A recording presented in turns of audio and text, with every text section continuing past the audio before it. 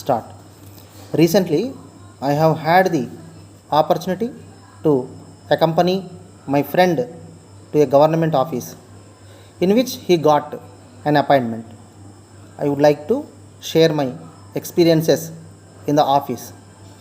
We both went to the office at the start of the usual working hours. But to my surprise, there was nobody to attend to our calls. After some time, a peon came in and promptly requested us to wait for some more time. We were pleased to receive such a courteous response from someone in the office. We waited for an hour for the arrival of the head of the office. After taking the necessary permission, we met him and showed the order of appointment issued by the regional office. He was surprised to see the order and remarked that there was no need for such appointment to be made at this juncture.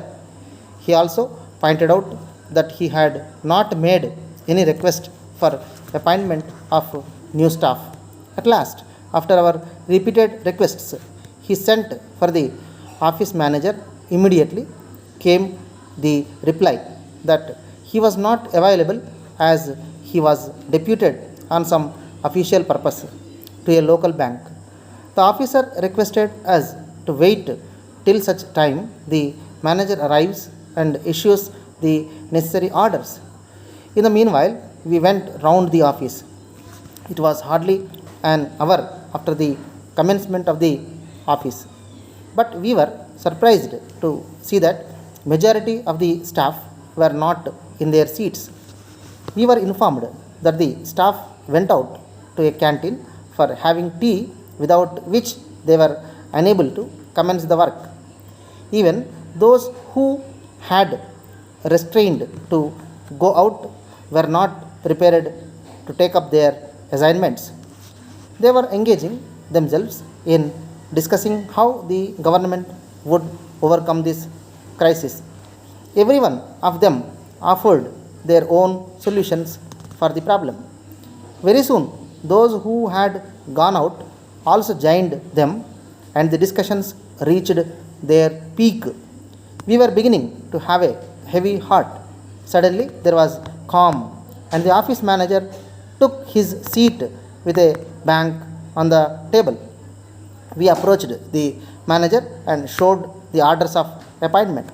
He instructed the senior assistant next to him, who is in charge of the establishment matters, to prepare the order to be given to my friend. The gentleman took out a file, gave us an order in which one of the typists was appointed, and requested us to prepare a similar order, duly substituting my friend's name. As soon as we prepared the order, it was lunchtime and everybody was leaving for lunch.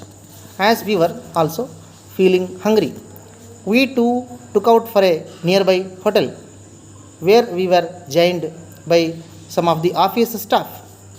We had a nice time during the lunch, as everybody was kind towards my friend and happily invited him into their fold even before joining. After an hour, we were again before the office manager for the orders to be served. We were sent to the officer with the orders in our hands, and very soon we were out of the room. My friend made out a joining report and handed over the paper to the office manager. We arranged a small party on the occasion of the appointment, and everyone in the office enjoyed it and wished that my friend would be able to enjoy his life.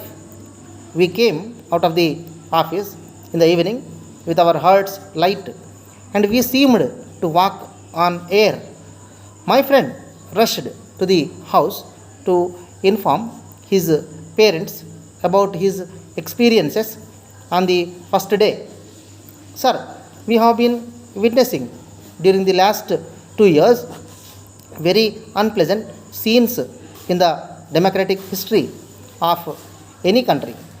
It is a well known fact that the voter who is not influenced by any means which the political parties usually use during the course of elections has given his verdict, which un- unfortunately led to a peculiar situation in which no single party has got absolute majority.